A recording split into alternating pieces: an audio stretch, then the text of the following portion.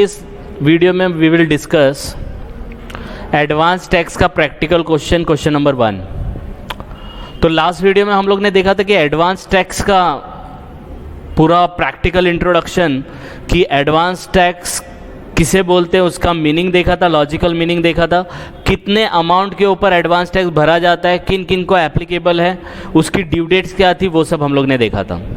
तो ये जो एडवांस टैक्स के लेक्चर सीरीज़ हैं ये एप्लीकेबल होगा चाहे आप TY BMS में हो, SY BAF में हो, IPCC दे रहे हो, MCOM दे रहे हो, या कोई भी प्रोफेशनल कोर्स आप दे रहे हो, MBA कर रहे हो, ये वीडियो सबके लिए एप्लीकेबल है। तो आप जिस भी कैटेगरी में फॉल होते हो ये लेक्चर आपके लिए बहुत इम्पॉर्टेंट होगा एडवांस टैक्स को समझने के लिए। अगर अभी तक आपने एडवांस टैक्स का बेसिक नहीं समझा है तो आप मेरा पहला वाला वीडियो देख सकते हैं एडवांस टैक्स का, जिसका मैंने लिंक डिस्क्रिप्शन में दे दिया है, जहां पे जाके आप पूरे एडवांस टैक्स को आसानी से समझ सकते हो। इसके अंदर और भी बहुत सारी चीज़ें आएंगी, जो पिछला जो भी हमारा डायरेक्ट टैक्स था उससे रिलेटेड, वो सब का सब लिंक मैंने डिस्क्रिप्शन में दे दिया है, आप वहाँ जाके इसको रेफ़र कर सकते हो। ट्राई करूँगा कि इस क्वेश्चन में जितना हो सकता है पूरा रिवाइज कर सकूँ, जिससे आपको एडवांस टैक्स समझ में आए। तो let's start with the practical question advance tax. Question कुछ इस तरीके से दिया है, calculate the estimated total income, estimated tax liability and advance tax payable and advance tax installment of mister Ajeebogarib. ये कोई बंदा है अजीबोगरीब जिसका हमें इनकम निकालना है, लायबिलिटी निकालनी है, एडवांस टैक्स कितना भरना है, उसकी इंस्टॉलमेंट क्या है, ये चार की चार चीज़ हमें निकालनी है उसकी इनकम में से। तो उसकी कौन कौन सी इनकम है अजीबोगरीब ने बताया। तो पहला जो उसका इनकम है वो है business from income from business 4,75,000। दूसरा उसकी इनकम है, उसके पास कोई प्रॉपर्टी है जो उसने रेंट पे दिया था, जिसका रेंट है 36,000 पर मंथ। फिर आगे दिया है municipal taxes paid by tenant इतना है एंड ओनर बाय इतना। ये म्युनिसिपल टैक्सेस भी रिलेटेड होता है हाउस प्रॉपर्टी से, कैसे इसको इनकॉर्पोरेट करेंगे वो हम लोग देखेंगे। नेक्स्ट दिया है विनिंग फ्रॉम कौन बनेगा, ये UN है, कौनू नहीं है, कौन बनेगा करोड़पति, 70,000 नेट ऑफ TDS है। And last one LIC premium paid for himself 30,000। तो कोई ये बंदा है, उसने बोला भाई मैं बिज़नेस से इतना कमा लेता हूँ, मेरे पास एक घर है जिसको मैंने भाड़े पे दिया, उससे मुझे इतना मिलता है, मैंने कौन बनेगा करोड़पति में पार्टिसिपेट किया था, वहाँ से मेरे को इतना पैसा मिला, और मैं अपना LIC भरता हूँ इतना। तो ये अजीबोगरीब आपके पास आता है और पूछता है कि मेरी इनकम बताओ, मुझे कितना टैक्स भरना है, और अगर एडवांस टैक्स भरना है तो कितना भरना पड़ेगा, और उसकी इंस्टॉलमेंट बताओ। तो इस क्वेश्चन में ये 4-5 आइटम दिए हैं और उस बेसिस पे आपको ये सब कैलकुलेट करना है। तो लेट्स स्टार्ट। अब स्टार्ट कैसे करेंगे, यहाँ पे पहले चेक कर लेने का उसको कितने इनकम है। तो पहला बिजनेस इनकम है, आपको मैं बता दूं there are 5 heads of income. कितने हैं, 5 हेड्स। सबसे पहला आपका आता है salary, business profession, house property, capital gain, other sources. तो आपका यहाँ पे मैंने देखा रेंट है तो एक हाउस प्रॉपर्टी हो गया, बिजनेस है तो बिजनेस हो गया, और ये विनिंग है ये आपका अदर सोर्स है। तो तीन आपके इनकम है मिस्टर अजीबोगरीब के। ये तीनों इनकम को कैसे कैलकुलेट करेंगे देखते हैं। तो लेट्स स्टार्ट विद, हम लोग क्या करेंगे, इसका फॉर्मेट बना लेंगे। सबसे पहला हमें लिखना है मिस्टर अजीबोगरीब, प्रीवियस ईयर असेसमेंट ईयर जो है आपको लिखना पड़ेगा। उसके बाद आपको लिखना है आपका वही पर्टिकुलर अमाउंट टाइप में जो फॉर्मेट आप बनाते हो, पर्टिकुलर अमाउंट। आई बात समझ में। अब अपने पास कितने हेड्स ऑफ इनकम थे, आपके पास 3 हेड्स ऑफ इनकम है, बिजनेस, हाउस प्रॉपर्टी और अदर सोर्स। तो सबसे पहला एक एक करके लिखेंगे। तो सबसे पहला हम लोग क्या करेंगे, लिख लेंगे इनकम फ्रॉम बिजनेस। तो इनकम फ्रॉम बिजनेस कितना दिया है, 4,75,000 दिया है। तो 4,75,000 हम लोग डायरेक्टली जाके यहाँ पे लिख देंगे आउटर कॉलम में 4,75,000। फिर दूसरी हेड ऑफ इनकम क्या आई थी, हाउस प्रॉपर्टी आई थी। तो सबसे पहले हम लोग लिखेंगे इनकम फ्रॉम हाउस प्रॉपर्टी। अब देखो हाउस प्रॉपर्टी में ये एडजस्टमेंट भी है साथ में, तो हाउस प्रॉपर्टी का अगर आपको पूरा फॉर्मेट समझना है, कैलकुलेशन समझना है, तो मैंने डिस्क्रिप्शन में इसका लिंक दे दिया है, वहाँ जाके आप समझ सकते हो। यहाँ पे भी मैं आपको एक्सप्लेन कर देता हूँ।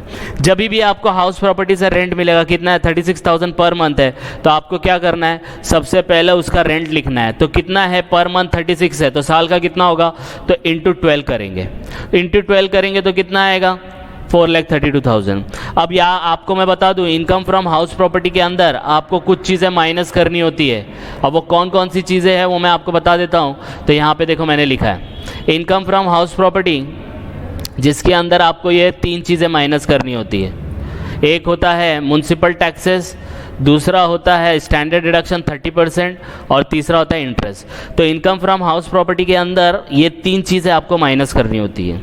हम लोग यहाँ पे स्टार्ट में मतलब फास्ट इसलिए जा रहे हैं क्योंकि ये सब कैलकुलेशन के बाद वाला एडवांस टैक्स जो है ये नेक्स्ट स्टेप है।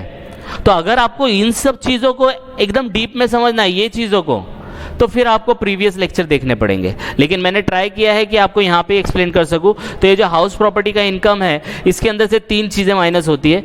Municipal taxes paid by owner, 30% of NAV और इंटरेस्ट। तो लेट्स चेक आउट कितना है 4,32,000। तो पहले हम लोग म्युनिसिपल टैक्स माइनस करेंगे।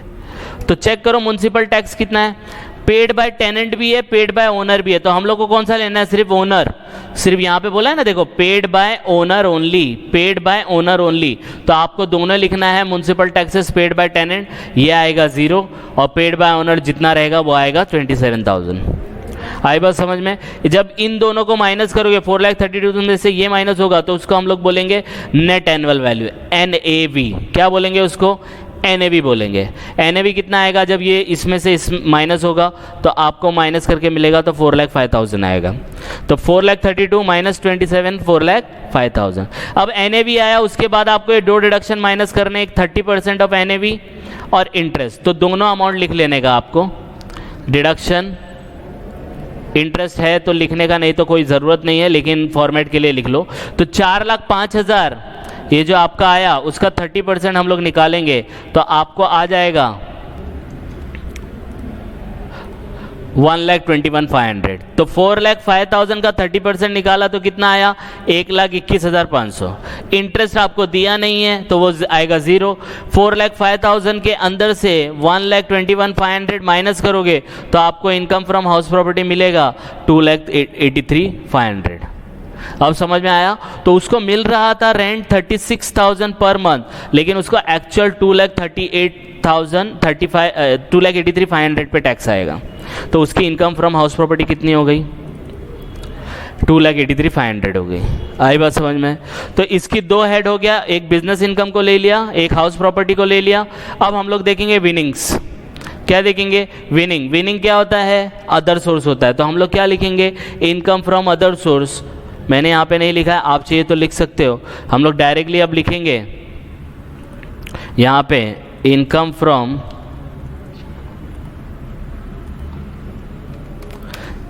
From other sources. उसके अंदर आपका पहला आ जाएगा, मतलब थर्ड आइटम है विनिंग्स। अब ये विनिंग क्या है, winning from KBC, that is कौन बनेगा करोड़पति। अब ये कितना दिया 70 और ये कितना दिया है नेट ऑफ TDS मतलब टैक्स काटा है।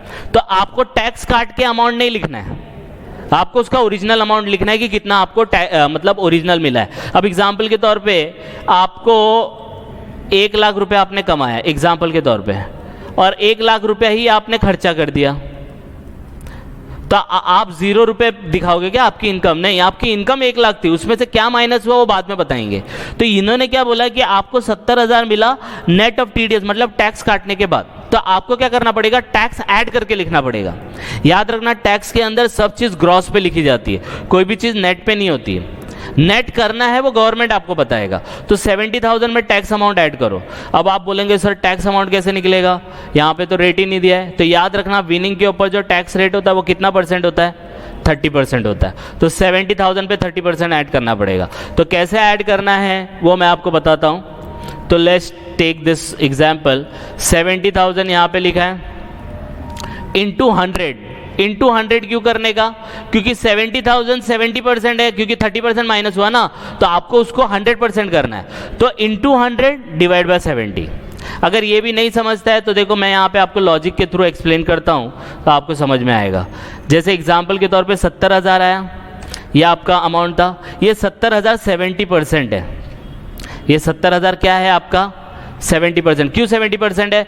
क्योंकि ये नेट ऑफ टीडीएस है ना, टैक्स काट के लिखा ना, तो 30% टैक्स होता है, ये याद रखो। हाँ 30% टैक्स होता है विनिंग के ऊपर, तो 30% माइनस हुआ, इसका मतलब ये जो 70,000 है दैट इज 70%, और हम लोग को कितना करना है उसको 100% करना है। तो क्रॉस मल्टीप्लाई करो ना, 70,000 इंटू 100 डिवाइड बाय 70, यही तो किया है इधर पे, 70,000 इंटू 100 डिवाइड बाय 70, तो आपको आंसर आएगा 1,00,000 रुपया। आई बात समझ में? यस और नो? तो इस तरीके से निकालते हैं। बस आपकी यही 3 इनकम थी, ये भी हो गया, ये भी हो गया, ये भी हो गया, ये भी हो गया। ये तो LIC है, ये आपको पता है 80C के अंदर आता है, ये डिडक्शन मिलता है बाद में। तो ये हम लोग का टोटल हो जाएगा। तो अब हम लोग क्या करेंगे, ग्रॉस टोटल इनकम निकाल लेंगे। तो ग्रॉस टोटल इनकम कैसा आएगा 1 + 2 + 3, तो 1 कितना है 4,75,000, 2,83,500 और 1,00,000, ये तीनों को ऐड करेंगे तो आपको अमाउंट मिलेगा 8,58,500। आई बात समझ में? फिर इसके अंदर से आपको क्या लेना है, डिडक्शन अंडर चैप्टर 6 है, जिसके अंदर आता है 80C, CCC, DDD। इसका भी मैंने वीडियो अपलोड किया, आप उसको जाके देख सकते हो। तो ये सब चीज़ें माइनस करनी है। तो उसके अंदर मोस्ट इंपॉर्टेंट LIC प्रीमियम है जो कि 80C में आता है और उसका लिमिट है 1,50,000, लेकिन इसने 30,000 ही माइनस किया है, तो हम लोग सिर्फ 30,000 लेंगे। तो यहाँ पे देखो मैंने 30,000 लिखा 80C में, और इसको मैंने माइनस करके लिख दिया तो आया 8,28,500। आई बात समझ में? तो ये आपकी क्या हो गई, टोटल टैक्सेबल इनकम हो गई। मतलब इतने के ऊपर आपको क्या आएगा, टैक्स आएगा 8,28,500। अब टैक्स निकालो, तो ये टोटल इनकम आ गया। इसमें कोई डाउट है किसी को? टोटल इनकम निकालना। अब टैक्स देखो कैसे निकलता है। तो सबसे पहले कैलकुलेशन ऑफ टैक्स लायबिलिटी, पहला कौन है, यह अजीबोगरीब है, ये इंडिविजुअल है। ये कौन है, इंडिविजुअल है, तो इसको स्लैब रेट आएगा। तो हम लोग 115 BAC नहीं लेंगे, डायरेक्टली स्लैब रेट के हिसाब से निकालेंगे। तो कैसे लिखेगा, तो हम लोग को सबसे पहला लिखना है जो इनकम, ये सब इनकम कितनी है 8,28,500 है, लेकिन इसके अंदर जो ये विनिंग है ना, ये तो थर्ड पॉइंट है, ये कितने रेट पे टैक्सेबल होती है 30%। तो इसको 30% पे निकालना पड़ेगा। तो सबसे पहला हम लोग क्या लिखेंगे, winning at the rate of 30%। तो 1,00,000 का 30% निकालेंगे तो कितना आएगा, कितना आएगा 30,000 आएगा। तो यहाँ पे देखो मैंने 30,000 लिख दिया है। अब आपकी जो बैलेंस इनकम है वो निकालो। टोटल इनकम कितना था 8,28,500 था, 8,28,500 था। अब 8,28,500 में से 1,00,000 के ऊपर तो टैक्स दे दिया ना आपने, ये देखो ना 1,00,000 पे, तो 8,258 माइनस 1,00,000, तो कितना बचेगा 8,28,500 माइनस 1,00,000 7,28,500। इसके ऊपर आप स्लैब रेट आएगा। स्लैब रेट कैसा आता है ये आपको पता होना चाहिए। अप टू 2,50,000 नील होता है, 2,50,000 के बाद 2,50,000 से 5,00,000 के बीच में 5% होता है, उसके बाद 20% होता है, और अबाउट 10,00,000 रहेगा तो कितना होएगा 30% होगा। तो अब अपनी इनकम कितनी है 7,28,000, अपनी इनकम कितनी है 7,28,000। तो पहले 2,50,000 ले लो, तो 2,50,000 पे नील आएगा तो आएगा 0। आई बात समझ में? फिर 2,50,000 से 5,00,000 के बीच में का गैप कितना है, इन दोनों के बीच का गैप कितना 2,50,000 है, तो 2,50,000 पे 5% कितना आएगा, तो देखो मैंने यहाँ पे निकाला है 2,50,000 पे 5%, 2,50,000 पे 5% 12,500 आएगा।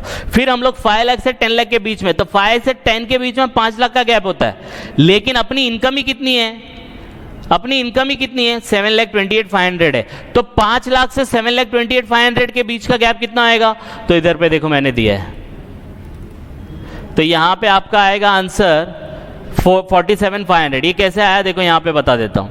7,28,500 माइनस 5,00,000, क्योंकि आपका इनकम 10,00,000 के ऊपर नहीं गया है, आपका इनकम 7,28,500 है, तो 5,00,000 के ऊपर और 10,00,000 के नीचे तो कितना गैप होएगा 2,28,500, उसके ऊपर कितना परसेंट आएगा 20%, तो आपको आएगा 45,700।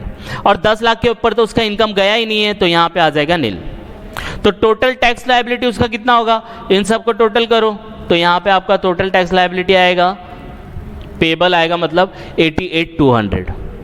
आई बात समझ में? तो इतना आपको टोटल टैक्स पेएबल है, इतना टैक्स भरना है। लेकिन इतना नहीं, इसके साथ और भी चीज़ें आती हैं जिसको हम लोग बोलते हैं सरचार्ज और एजुकेशन से। सरचार्ज एक लिमिट के ऊपर आता है जो यहाँ पे एप्लीकेबल नहीं है आपको, उसके भी क्वेश्चन आगे किए जाएंगे। लेकिन ये जो 4% लगता है ना, ये लगता ही है हर इनकम के ऊपर, चाहे आप 10 रुपये टैक्स भरो या 50 रुपये टैक्स भरो। आई बात समझ में? तो 88,200 का 4% निकालेंगे, ये तो नहीं लाया, लेकिन इसका निकालेंगे तो देखो यहाँ पे आया 88,200 का 4%, इट्स कम टू 35,280, 35,280 मतलब 3,582। तो टोटल टैक्स लायबिलिटी कितनी हो गई आपकी? तो टोटल आपको भरना कितना है? आपको भरना पड़ेगा 91,728, इन दोनों को ऐड करना है। आई बात समझ में? तो टोटल टैक्स लायबिलिटी आपका हो गया 91,728 हो गया। ठीक है, तो आपको क्या क्या निकालना था? टोटल इनकम निकालनी थी, ये निकाल ली। उसके बाद टैक्स लायबिलिटी निकालनी थी, वो निकाल लिया। निकाला कि नहीं निकाला? अब हम लोग को एडवांस टैक्स निकालना है। तो एडवांस टैक्स कैसे निकलता है, मैंने प्रीवियस वीडियो में एक्सप्लेन किया है। जितनी भी आपकी लायबिलिटी होगी उसके अंदर से आपने जो भी TDS, TCS, AMT, MAT VAT सब माइनस करने का। तो अगर ये क्वेश्चन में देखेंगे तो आपने टीडीएस यहाँ पे माइनस किया था आपका 30,000, तो ये टैक्स लायबिलिटी में से 30,000 लेस कर दो, लेस टीडीएस जो कि है 30,000। ये वाला पार्ट इंपॉर्टेंट है, ये चीज़ ध्यान रखना। अब जो भी अमाउंट आएगा that is your advance tax liability, that is 61,728। इसको राउंड फिगर कर देने का, राउंड फिगर करेंगे तो आपको कुछ अमाउंट मिलेगा 61,730। इतना एडवांस टैक्स भरना है। तो ये थर्ड आइटम आपको मिल गया, समझ में आया? तो जो भी आपकी टैक्स लायबिलिटी आएगी ना, वो टैक्स लायबिलिटी को में से TDS, TCS, foreign tax credit, AMT, MAT, वो सब माइनस करना है। अब बोलेंगे सर ये सब क्या बोल दिया आपने? तो फर्स्ट लेक्चर में मैंने एक्सप्लेन किया था इसका क्या मतलब है, आप वहां जाके देख सकते हैं। इसका ये मतलब होता है जितना भी टैक्स आपकी लायबिलिटी है उसके अंदर से आपने जितना भी टैक्स भर दिया है वो माइनस करना है। तो टीडीएस का मतलब होता है टैक्स डिडक्टेड एट सोर्स, आपने इतना टैक्स भर दिया है, तो उतना टैक्स आपने भर दिया है तो हम लोग को उतना टैक्स भरने की जरूरत नहीं है। तो कितना आ रहा था? 91,728 आ रहा था, उसमें से 30,000 आपने माइनस किया, तो अभी कितना भरने की जरूरत है? सिर्फ 61,728 की, राउंड फिगर आएगा 61,730। आई बात समझ में? अब इसको इंस्टॉलमेंट पे कन्वर्ट कर देंगे। इंस्टॉलमेंट तो इतना इजी है, बहुत इजी है। तो हम लोग ने देखो यहाँ पे पहला इंस्टॉलमेंट लिख दिया डेट वाइज, 15 जून, 15 सितंबर, 15 दिसंबर और 15 मार्च। रेट क्या है? रेट भी लिख दिए हैं, रेट याद रहने चाहिए आपको, 15, 45, 75, 100। अब बस इसमें से आपको कैलकुलेशन करना है। तो कैलकुलेशन कैसे आएगा चेक करते हैं। तो सबसे पहला 15% है, तो टैक्स लायबिलिटी कितना है? 61,730 का 15% कितना आएगा? ये आपकी इंस्टॉलमेंट हो गई। तो 15 जून तक आपको 9,260 रुपये भरने हैं। आ रही है बात समझ में? अब दूसरा देखो इंपॉर्टेंट है, 45% है, तो कैसे निकलेगा पता है?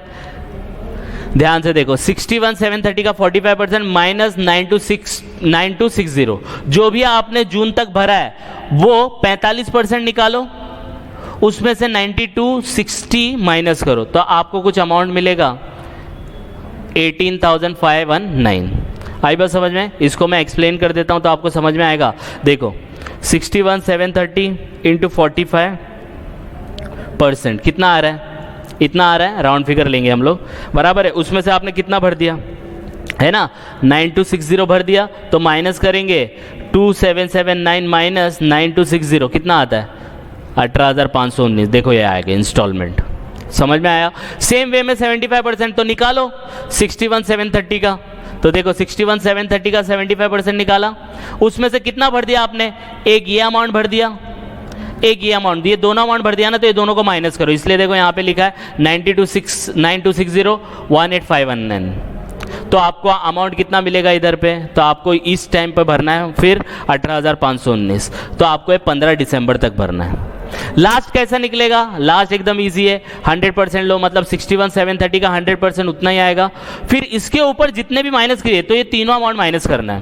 तो 9,260, 18,519 और 18,519, ये देखो ये तीनों माइनस किया है। जब आप ये तीनों माइनस कर देंगे तो आपको अमाउंट मिलेगा, और वो अमाउंट होगा 15,432, जो आपको 15 मार्च तक भरना है।